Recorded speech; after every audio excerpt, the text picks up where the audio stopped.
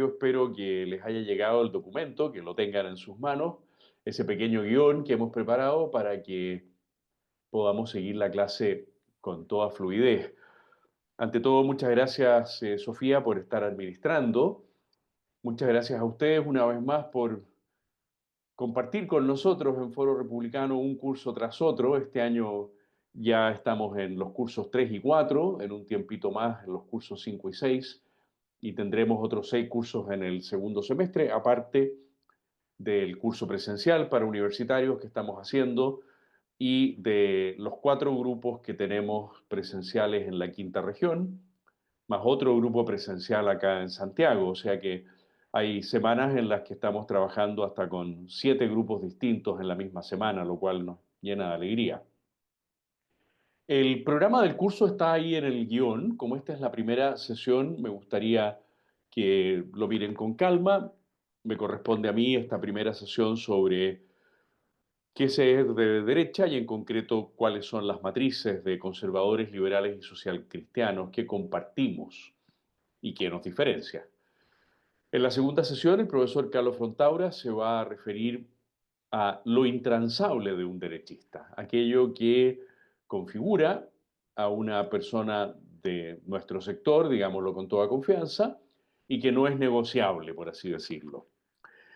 Mientras que en la tercera sesión vamos a tener ahí un complemento muy interesante porque Max Pavés, también socio de Foro Republicano, va a explicar cómo negocia un derechista, especialmente capacitado Max, porque como subsecretario le tocó negociar muchísimo desde la perspectiva de la derecha. Y va a terminar este ciclo breve Luis Alejandro Silva con un análisis de la situación de la derecha en Chile, ya en plena campaña electoral, aunque no formalmente autorizada por la ley, pero todos entendemos que desplegándose ya las candidaturas en algún caso para las primarias, en el oficialismo, en el caso nuestro, desplegándose las posibles candidaturas para la primera vuelta. Bien, entonces entremos directamente, como bien decía la Sofía, como siempre, aquellos que ya han tenido bastantes clases conmigo saben que es bueno ir tomando nota de las preguntas que les surjan y que el guión que les hemos enviado les sirva también, quizás si lo tienen impreso o en sus computadores pueden ir digitando, para ir haciendo ahí pequeños comentarios de lo que se vaya diciendo.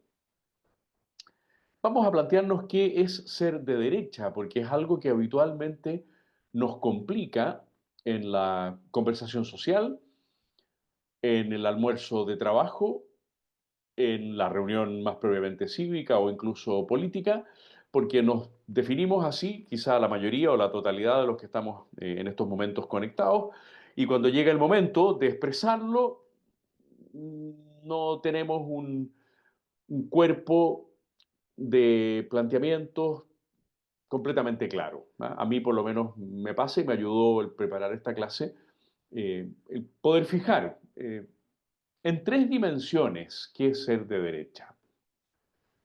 Primero, en la dimensión de una mentalidad, ese es el primer elemento que vamos a comentar.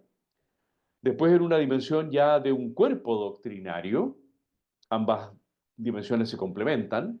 La primera la podríamos llamar la dimensión del sentido común y la segunda la podríamos llamar la dimensión de nuestras ideas. Pero es muy importante también recordar, porque eso nos caracteriza, un conjunto de experiencias de la derecha en la historia de Chile, haciendo también ahí algunos matices.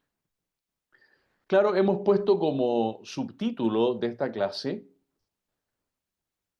conservadores, liberales y socialcristianos. ¿Qué compartimos y qué nos diferencia?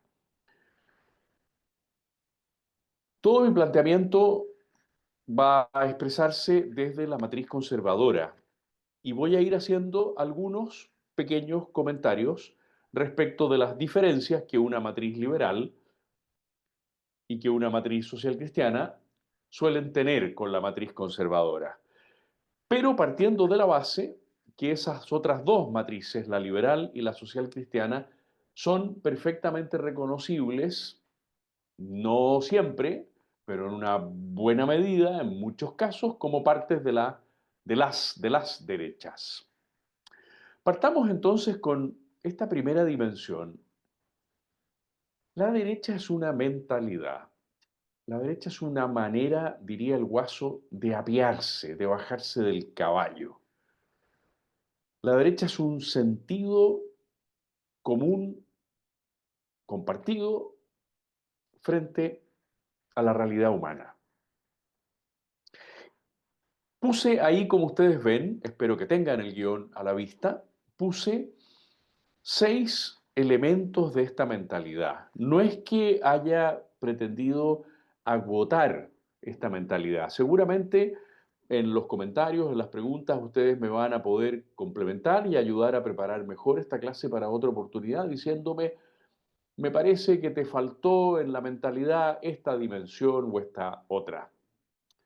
El primer elemento es el reconocimiento de un orden preexistente, de un orden previo.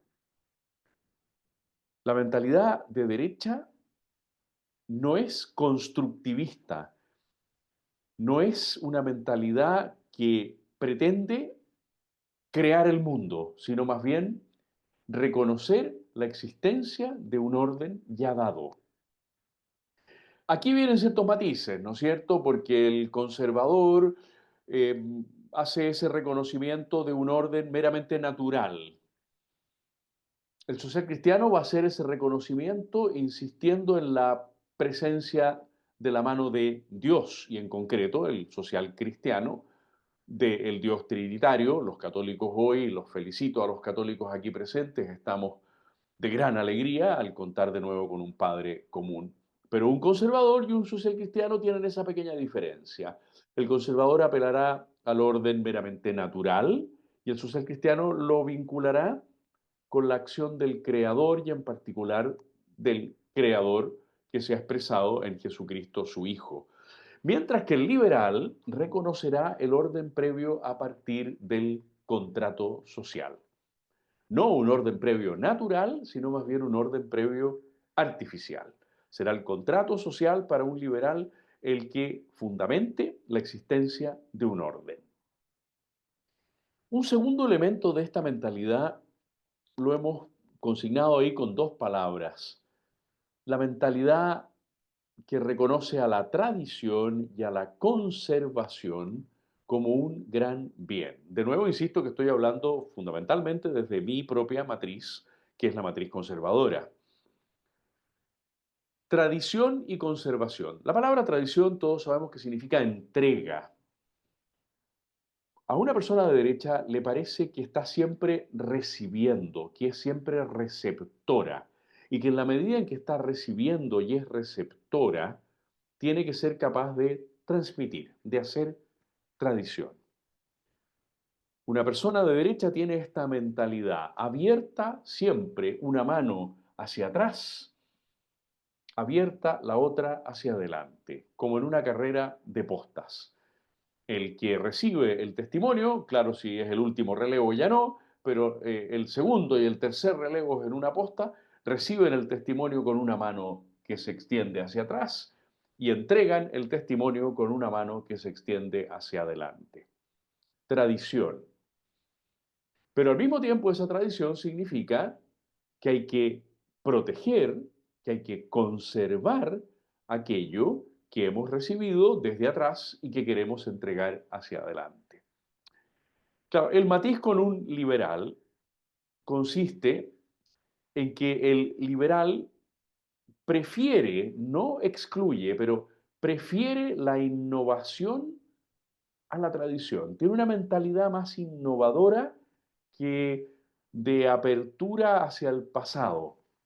Tiene una mentalidad, esta palabra yo sé que va a traer algún inconveniente, pero usémosla, perdón, en un sentido adecuado. Tiene una mentalidad más progresista que conservacionista. El liberal está abierto a la tradición, pero se siente más capaz de generar tradiciones nuevas que de recoger tradiciones del pasado. Y por eso el liberal, cuando oye la palabra conservador, se pone inquieto, porque le parece que el conservador es un poco estático, es un poco rígido, mientras que el liberal se siente más creador, más creativo, más progresista. En el caso del social cristiano, el énfasis está hecho en la tradición inserta en una cultura específica, la cultura judeo-cristiana. El conservador de derecha puede actuar en cualquier cultura y puede ser conservador en cualquier cultura. El social cristiano se siente especialmente cómodo y diríamos que echa de menos cuando no es así en la cultura judeo-cristiana, pero tiene la misma mirada del conservador en cuanto a que el social cristiano también echa una mano hacia atrás y pone la otra hacia adelante, solo que tiene ese especial interés en la conservación a través de la tradición de un orden judeo-cristiano. Un tercer elemento de la mentalidad de derecha es la valoración de la experiencia. El derechista es una persona que antes de ir hacia adelante se pregunta qué han hecho para bien, para regular o para mal los que han pasado por una situación parecida anteriormente. Esto ya ha sucedido de manera similar en el pasado. ¿Qué me enseña el pasado? Es parte de la mentalidad de derecha preguntarse siempre por la enseñanza del pasado, para aplicarla o para desecharla, pero valorando esa experiencia. Todos sabemos que hay experiencias que son magníficas y no solamente dignas de ser aprovechadas, sino que prácticamente imprescindible aprovecharlas, mientras que hay otras experiencias que justamente lo que indican es que deben ser desechadas y nunca repetidas. Pero al conservador de derecha, a la matriz que en la que yo me muevo, por lo menos en la explicación que estoy dando, le parece que la experiencia es siempre un dato imprescindible. En doble dimensión, la experiencia personal y la experiencia social, colectiva, comunitaria, como la queramos llamar. El liberal habitualmente, porque es más progresista que conservador, habitualmente es escéptico respecto de la experiencia. No es completamente contrario a ella, pero es escéptico respecto del peso de la experiencia, porque tiene el liberal esa mentalidad creacionista, esa mentalidad de, de que se puede progresar siempre y no necesariamente la experiencia va a permitir, aunque se haya sido muy buena, un despliegue del progreso. En el caso del social cristiano, la valoración de la experiencia del social cristiano tiene siempre una dimensión más espiritual que meramente histórica. Uno dirá, bueno, pero la historia tiene elementos espirituales y materiales, por supuesto. Pero el conservador, aunque estima valiosa la experiencia espiritual en la historia, se va a fijar también en otras dimensiones de la experiencia. Se va a fijar en dimensiones materiales de la experiencia. El social cristiano va a hacer siempre más el énfasis, aunque no sea contradictorio con la mirada conservadora, en las dimensiones espirituales de la experiencia. Esto puede llevar, aquí hay un punto delicado, a la mentalidad social cristiana de derecha, a un riesgo de clericalismo, a un riesgo de, a ver, que me digan los eclesiásticos del pasado qué experiencias tuvieron en esta materia, y a perder algo de la libertad laical, secular propia de la vida cívica. Un cuarto elemento de la mentalidad derechista es el sentido del límite. Esto es algo decisivo en el mundo de hoy. Los tres primeros elementos quizá los teníamos todos muy claros. Este cuarto elemento de la mentalidad de la derecha es muy importante en el mundo de hoy. En la matriz conservadora, el límite no solamente es aceptado, es exigido, es valorado. Yo quiero saber hasta dónde y desde dónde. El conservador no se arriesga a romper el límite cuando entiende que el límite beneficia el contenido. El conservador entiende, es parte de la mentalidad del conservador de derecha, que el límite no es obstáculo, sino que el límite es determinación de un contenido favorable. Pongamos un ejemplo muy sencillo. Tengo yo aquí mi querido vaso azul, a pesar de la derrota de ayer, aunque, bueno, yo soy hincha de Estudiantes en la Argentina, así que para mí el partido de ayer era un partido terrible. Mi equipo le ganó a mi equipo y yo quería que mi equipo le ganara a mi equipo. Hago el juego en el doble sentido. Si un conservador no tiene sentido del límite, tiene que rechazar la existencia de un continente, porque hay aquí un continente que limita a, no sé, 300 centímetros cúbicos la capacidad de colocar líquido dentro. Es que el líquido puede estar dentro y no derramarse. El conservador valora muchísimo el límite por aquello que permite que dentro haya paz, tranquilidad, armonía, en la medida en que el límite fija un afuera inconveniente y un adentro conveniente.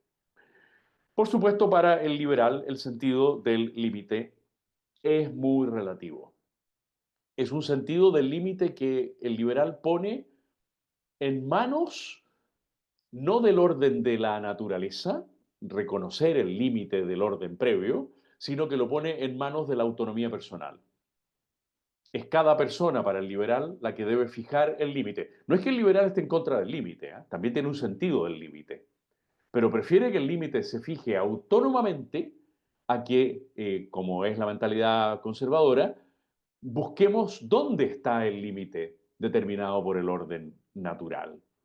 En el caso del social cristiano, hará un énfasis muy especial el social cristiano en el límite señalado por Dios, en el límite que la ley divina y su aplicación específica a la naturaleza humana, a la ley natural, está señalando. Y en algunos casos el defecto del social cristiano es que insista mucho en una especie de transposición unívoca, directa, del límite divino al límite humano. Esto es lo que a veces con justicia se llama fundamentalismo o integrismo. La incapacidad que a veces experimentan algunos socialcristianos de reconocer el límite de Dios, pero que en ese límite de Dios está también establecida la libertad del ser humano para aterrizar ese límite a la vida concreta. Un quinto elemento de la mentalidad de derecha es la autonomía. Pero cuidado, no dice independencia, dice autonomía. La persona de derecha se sabe dueña de sí misma, pero con una serie de matices muy importantes. El conservador se sabe dueño de sí mismo, pero dependiente del orden natural. Sabe que la suya es autonomía, tiene esa mentalidad, la mentalidad de ser autónomo, pero no independiente. Desgraciadamente, en algunas mentalidades de derecha liberal, la autonomía se transforma en independencia. Y curiosamente, el sentido del límite va desapareciendo en la medida en que yo fijo mis propios límites, dirá el liberal, y en la medida en que fijo mis propios límites, disuelvo los límites de la naturaleza. Y al disolver los límites de la naturaleza, transformo mi autonomía, que tenía un vínculo, una relación con el orden natural, en una auténtica independencia. El social cristiano va a estar haciendo continuamente el énfasis en que la autonomía debe ser continuamente consultada con el orden cristiano. Y no necesariamente la autonomía debe ser consultada con el orden cristiano, dirá un conservador. Dirá que la autonomía debe ser consultada siempre con el orden natural. Y si el conservador es creyente, si el conservador es creyente, chequeará, articulará su autonomía con el orden cristiano en aquellas cuestiones en las cuales el orden cristiano es determinante. Pero en aquellas otras cuestiones en las cuales el orden cristiano no es determinante, desplegará el conservador su autonomía de acuerdo al orden natural. Pongamos un ejemplo. La doctrina social de la Iglesia Católica podrá establecer ciertos requisitos para el salario justo. Y el social cristiano se sentirá muy inclinado a seguir esos requisitos para el salario justo. El conservador dirá, debo mirar los requisitos del salario justo, no necesariamente a la luz de la doctrina social de la Iglesia, aunque me ayude mucho. Debo mirar los requisitos del salario justo a la luz de la razón natural. El liberal dirá, no existe tal cosa como el salario justo, que cada uno pague el salario que quiera por la ley de la oferta y la demanda. Estoy haciendo un poquito burda las tres posiciones, pero es lo que fundamentalmente se planteará. Y un sexto y último elemento de la mentalidad de derecha es el escepticismo. Yo creo que aquí nos reconocemos rápidamente todos, ¿no? Nos damos cuenta que somos así, los derechistas que estamos aquí presentes en este Zoom, escépticos. Claro, la mentalidad escéptica del conservador tiene que ver con los elementos anteriores, tiene que ver con que al reconocer un orden previo, sabe que ese orden previo no es automático, que ese orden previo implica mi libertad y que mi libertad puede fallar. Y que cuando uso la tradición y trato de conservar, a veces me equivoco y conservo cosas que no valían la pena, aunque tenga mentalidad conservadora. Y a veces me puedo equivocar en la valoración de la experiencia. Y puedo cometer un error respecto de los límites. Y puedo hacer un mal uso de mi autonomía. El conservador es muy consciente de los defectos de su propia mentalidad. No quiere transformar esta mentalidad en los rasgos anteriores que he descrito en una mentalidad que lleve a la perfección. Eso sería completamente contradictorio con todo lo anterior. El conservador es escéptico. Las cosas pueden mejorar, pero no está garantizado que mejoren. Recuerdo aquella vieja expresión de Leonardo Polo, gran filósofo español, que decía, con, perdón, voy a partir por el sin mejor. Sin formación ética, el fracaso está asegurado. Pero con formación ética, el éxito no está asegurado. Ese es el escepticismo del conservador. Está convencido de que sin formación ética estamos condenados al fracaso, pero al mismo tiempo tiene una mentalidad escéptica porque no necesariamente la formación ética va a llevar al éxito. El liberal suele ser muy poco escéptico. El liberal es un hombre bastante confiado en el despliegue de su autonomía, en la determinación de sus propios límites, en que las experiencias del pasado es mejor que se construyan más bien hacia el futuro y así sucesivamente voy subiendo en el listado de los elementos, ¿no? Y al liberal en general el escepticismo le viene por las limitaciones que se le pueden poner a la autonomía. Cuando el liberal aprecia que la autonomía está siendo limitada, le viene un fuerte escepticismo. Le parece que la limitación de la autonomía es lo peor que puede pasar y que eso va a llevar al desastre. El social cristiano es el menos escéptico de los tres, porque es el que tiene una mirada en general más optimista, por así decirlo, perdonen esta expresión que se sale un poco de lo racional, pero que hay que decirla para el social cristiano, una mirada de vida eterna. Y como tiene una mirada de vida eterna, como vive bastante de la esperanza el social cristiano, no solo de la esperanza, pero mucho de la esperanza, entonces es muy poco escéptico o es casi nada escéptico. Sí, tiene un escepticismo respecto de sí mismo, pero tiene un optimismo muy grande respecto del orden general de la creación.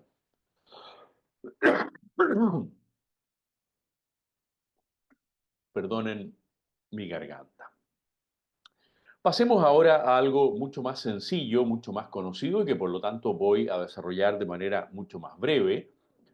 Está directamente articulado con lo anterior y es el cuerpo doctrinario de la derecha. Y en este caso lo voy a hacer, insisto, de manera mucho más breve.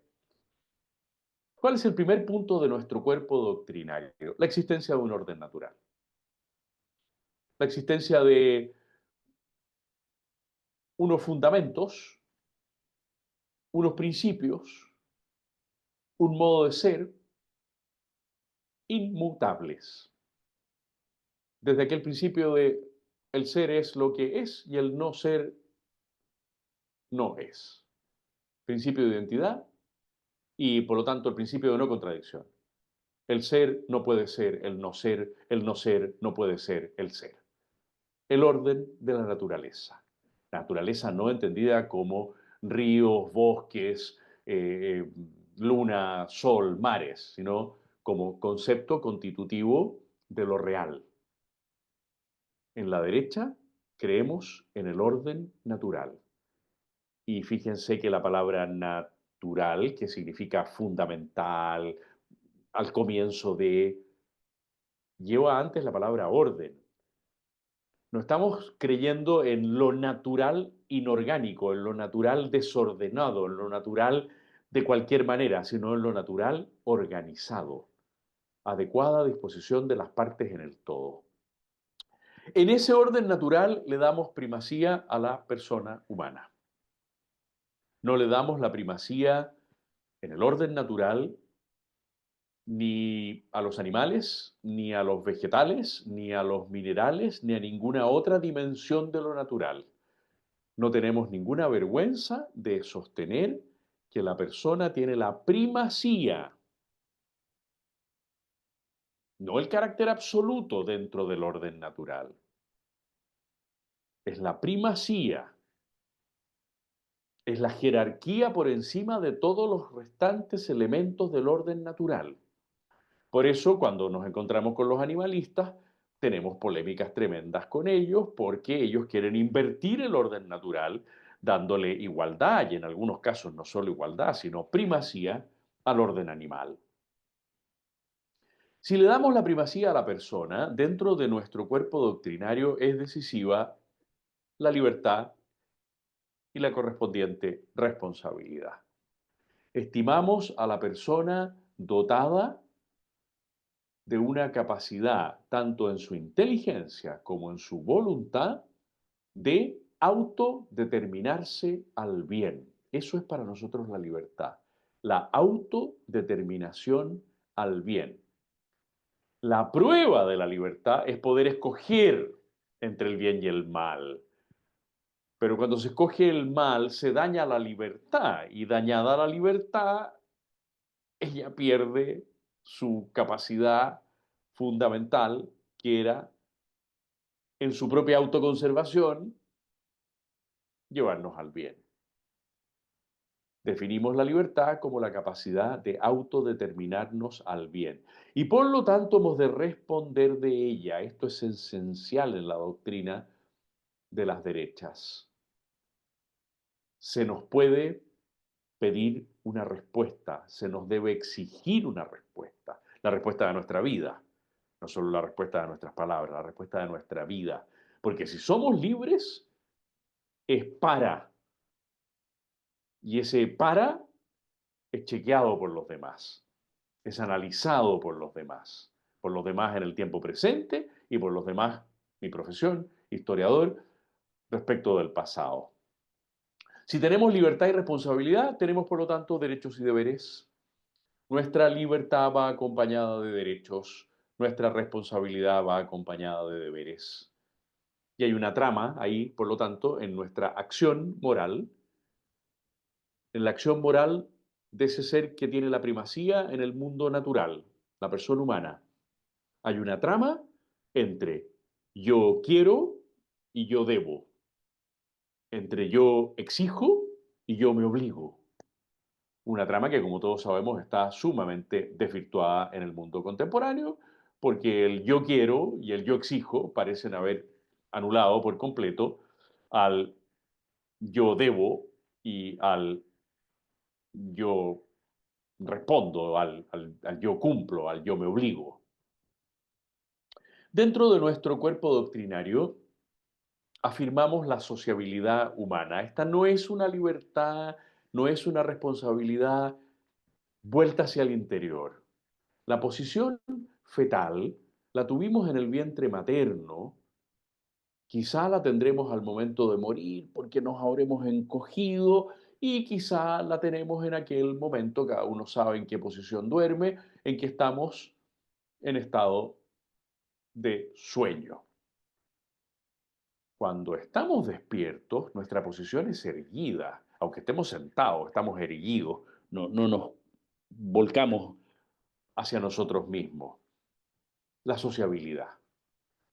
Creemos los hombres de derecha, las mujeres de derecha, que somos seres abiertos a los demás, que la sociabilidad es una condición natural de nuestra libertad y de nuestra responsabilidad. Y que esa sociabilidad se expresa de manera natural en la familia y de manera convencional o artificial, no miren en menos la palabra artificial en este caso, en los cuerpos intermedios. O sea, que por naturaleza tenemos sociabilidad familiar y por convención, por artificio, tenemos una sociabilidad que se despliega en todo el mundo de los cuerpos intermedios, de las organizaciones intermedias, de los gremios, le llamaba Jaime Guzmán a esta dimensión, culturales, deportivos, religiosos, filantrópicos, cívicos, recreacionales, comerciales. Ahí expresamos una sociabilidad convencional o artificial. En la familia expresamos nuestra sociabilidad natural. Y entonces somos, todos lo sabemos perfectamente bien, defensores estrictos de la subsidiariedad en sus dos acepciones, activa y pasiva. Es preferible hablar de subsidiariedad activa y pasiva y no de subsidiariedad positiva y negativa. Es obvio, la palabra negativa es una palabra negativa. Perdonen la simpleza con la que he dicho esto. Y entonces parece que la subsidiariedad negativa es por definición negativa. No. La subsidiariedad llamada a veces negativa es en realidad la subsidiariedad pasiva, que es muy buena en los casos que corresponde aplicarla. ¿En qué consiste este principio que es eje central de nuestra doctrina? En que todo aquello que puede hacer y debe hacer por su naturaleza una sociedad más pequeña, no lo debe hacer invadiendo su campo de atribuciones una sociedad más grande. Subsidiariedad pasiva de las sociedades más grandes respecto de las más pequeñas, en la medida en que las pequeñas pueden hacer aquello que les corresponde hacer. Subsidiariedad activa, cuando las sociedades más pequeñas no están en condiciones de hacer aquello que por naturaleza les corresponde, entonces la sociedad más grande entra con un subsidio desde fuera para ayudar a la sociedad más pequeña a que pueda cumplir su fin. Así de simple. Hay una inundación, perdonen por el día de hoy, no es muy lejano el ejemplo, una junta de vecinos es completamente incapaz de manejar la situación en 4 en 5 manzanas y entonces llega el auxilio municipal con una serie de instrumentos que la junta de vecinos no tiene para ayudar a la junta de vecinos a solucionar el problema de anegamiento en esas manzanas. Pero la municipalidad no tiene por qué meterse en la capacidad de la junta de vecinos de organizarse, por ejemplo, entre los vecinos para evitar los robos de la cuadra. No tiene por qué llegar la municipalidad a decir, nosotros les vamos a organizar. No, un momentito, señor, yo quiero organizarme por mi cuenta. Usted aplique la subsidiariedad pasiva en este caso. Cuando yo me inunde y no sea capaz de sacar el agua, usted aplica la subsidiariedad activa y me viene a ayudar. Miramos, por lo tanto, al Estado como una sociedad perfecta porque tiene todos los medios para alcanzar su fin. Sí, sociedad perfecta, pero regulamos el Estado por el principio de subsidiariedad, no por el principio de solidaridad. El Estado no puede ser solidario con sus ciudadanos porque no tiene paridad. Un Estado solo puede ser solidario con otros Estados. Por eso es una tontería enorme cuando se le pide al Estado que sea solidario. El Estado tiene que ser siempre subsidiario. Nosotros, los seres humanos, tenemos que ser solidarios porque estamos en paridad unos con otros. Al Estado le pedimos la subsidiariedad, no le pedimos la solidaridad. La solidaridad se la pedimos a la sociedad, no al Estado.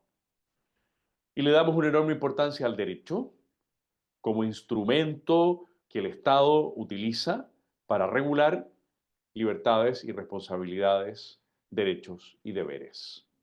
Y por lo tanto, le ponemos una tarea al Estado. Esa tarea que le ponemos al Estado, los hombres de derecha, las mujeres de derecha, la llamamos bien común. El Estado usando el instrumento llamado derecho, usando otros instrumentos, obviamente, como la administración, como los recursos financieros, tiene que ser el principal, pero no el único, gestor del bien común. O sea, crear todas las condiciones que le permitan a todos y a cada uno de los miembros de una comunidad alcanzar su más plena realización personal, en lo material y en lo espiritual. Esa es la definición clásica de bien común que nosotros siempre hemos manejado. El conjunto de condiciones que le permitan a todos y a cada uno de los miembros de una determinada comunidad alcanzar su más plena, la más plena en la posibilidad de esa comunidad concreta, perfección espiritual y material. Somos, por supuesto, los hombres y mujeres de derecha en nuestro cuerpo doctrinario, defensores y promotores de nuestra nacionalidad.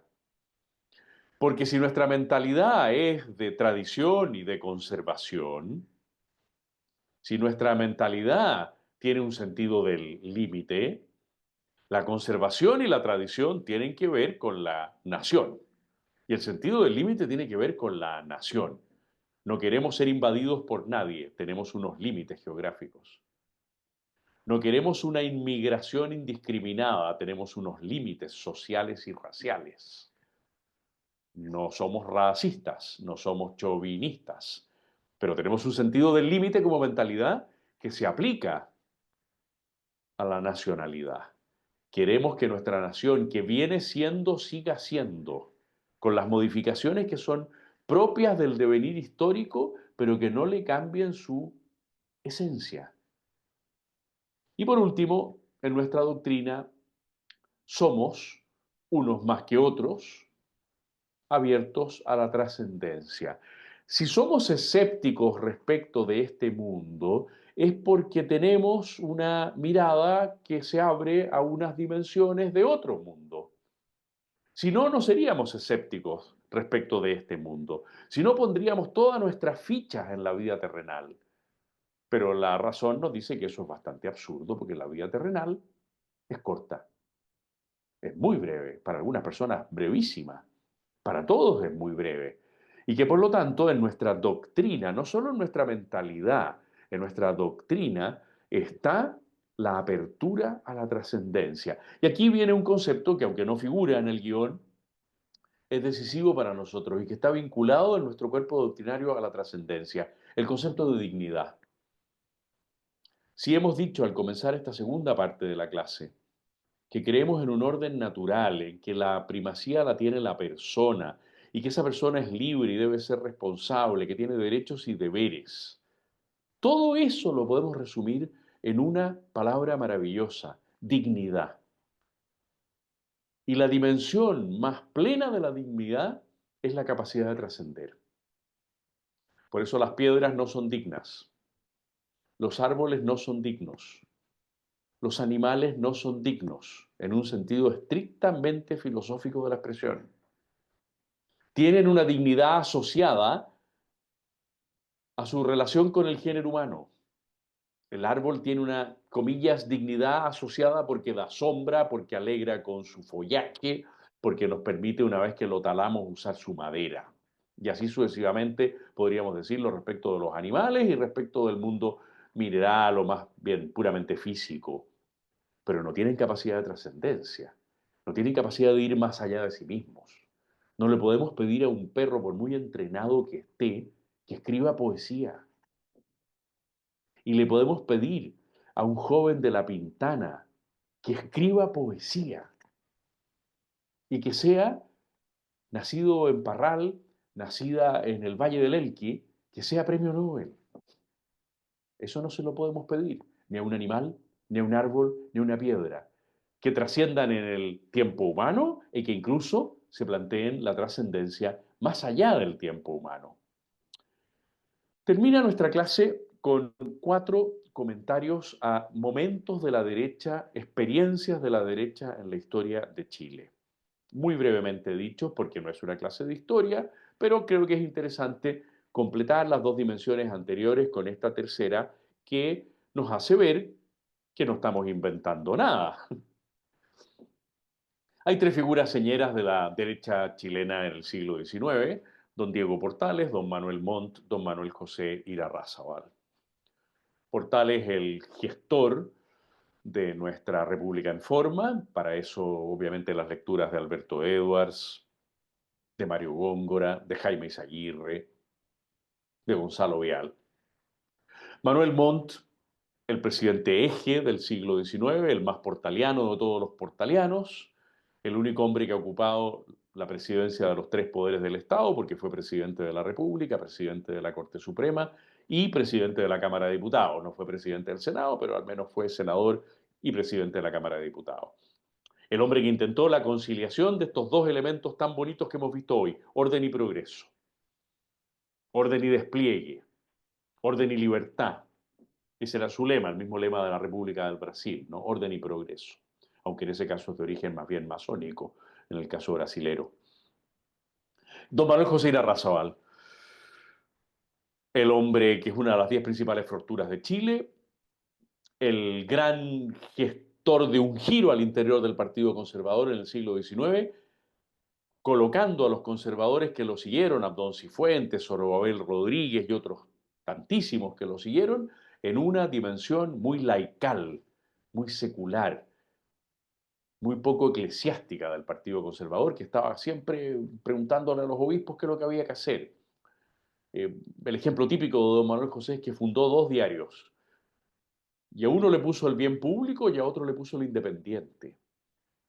Y hubo por ahí un futuro arzobispo de Santiago, don Crescente Razzuri, que se molestó mucho con él y le dijo: ¿cómo usted, siendo un católico practicante, le pone esos nombres a sus periódicos y no le pone el nombre que le había puesto don Crescente a su propio periódico, el Estandarte Católico? No, pues, dijo don Manuel José, los católicos tenemos libertad en una serie de materias opinables. Yo no quiero aprovecharme del catolicismo para la vida cívica.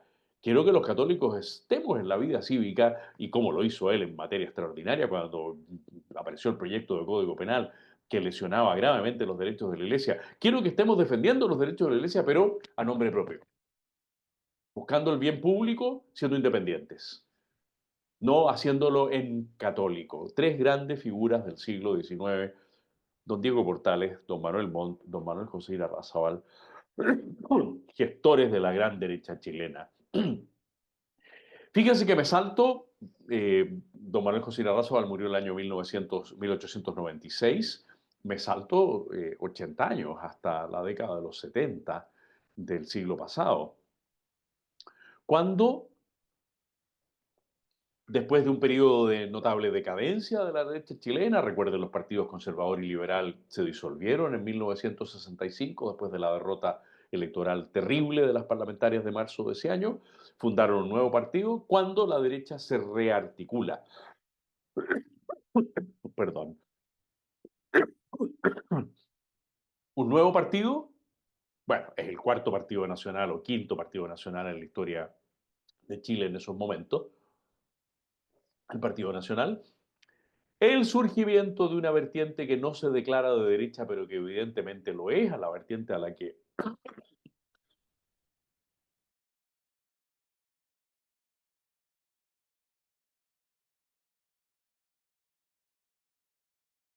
pido perdón, pero mi garganta ha estado un poquito complicada los últimos días. La vertiente a la que yo pertenezco, la vertiente gremialista, siempre le voy a decir a Jaime Guzmán: nosotros no somos de derecha, pero yo creo que lo decía con bastante poca convicción. Lo decía respecto del movimiento gremial de la Universidad Católica, pero no respecto de sus convicciones fundamentales.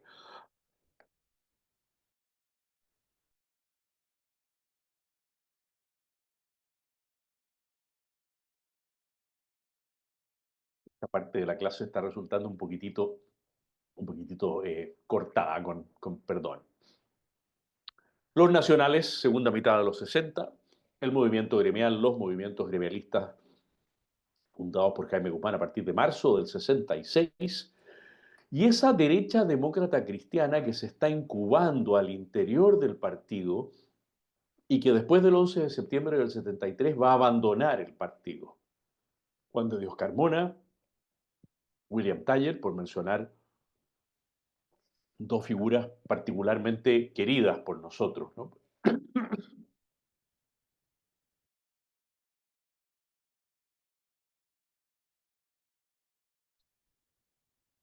Parece que me tengo que callar luego porque ya la garganta está haciendo crisis. Esa estructuración de la derecha en esos tres polos la vamos a ver proyectada después en el gobierno de las Fuerzas Armadas y de Orden, en esa denominación un poco ridícula, si ustedes quieren, pero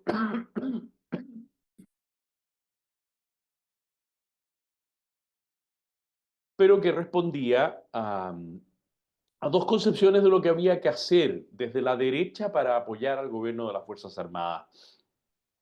En el caso de los duros, la gente que venía de Patria y Libertad, que decía no ser de derecha, también lo decían claramente, no nos reconocemos ni de derecha ni de izquierda, sino que somos nacionalistas, solían decirlo. Algunos de ustedes probablemente estuvo vinculado, cercano a Patria y Libertad, y recordará todo el ideario de Patria y Libertad a partir de Pablo Rodríguez, como un ideario fundamentalmente nacionalista que no quería reconocer filas ni en la derecha ni en la izquierda, y que, bueno, inspiró en buena medida al grupo duro, los que querían una cierta institucionalización de un gobierno militar permanente, de un Estado muy activo.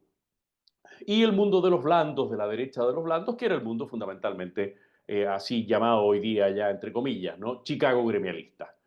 O sea, el mundo en que confluyeron las generaciones formadas por Jaime Guzmán con las generaciones encabezadas por Sergio de Castro, Pablo Barahona, Sergio de la Cuadra y con la ayuda valiosísima de Roberto Kelly, de un hombre que no venía exactamente de ese mundo, pero que fue decisivo para la historia de Chile, como Jorge Caguas y otros tantos que pido disculpas por no, Carlos Cáceres más adelante, Hernán Vigi que no venía de Chicago, pero ya entendemos la confluencia de ese mundo de los blandos, de los que fueron institucionalizando la trayectoria del gobierno militar desde la Constitución de 1980, las leyes políticas y finalmente la transición que significó la entrega del poder ante el asombro del mundo por parte del presidente Pinochet al recién electo presidente Elwin.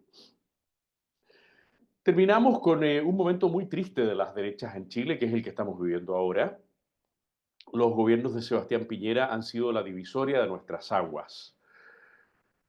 Por una parte, porque tenemos hoy día 6 partidos en la derecha chilena, 3 partidos en Chile Vamos, 3 partidos fuera de Chile Vamos, eh, un partido liberal bastante marcado, Evópoli, un partido muy difícil de definir, ya con 40 años de vida prácticamente, desde su fundación el año 83 como Unión Nacional y después derivando hacia Renovación Nacional, difícil de definir, Renovación Nacional, un partido con elementos nacionalistas, con elementos liberales, con elementos conservadores, y un partido que nació siendo conservador, la Unión Demócrata Independiente, y que también ha ido perdiendo su identidad, por eso 31 militantes de la Unión Demócrata Independiente acompañamos a José Antonio Cast en el año 2016, abandonando la UDI, y bueno, se inició el proyecto republicano.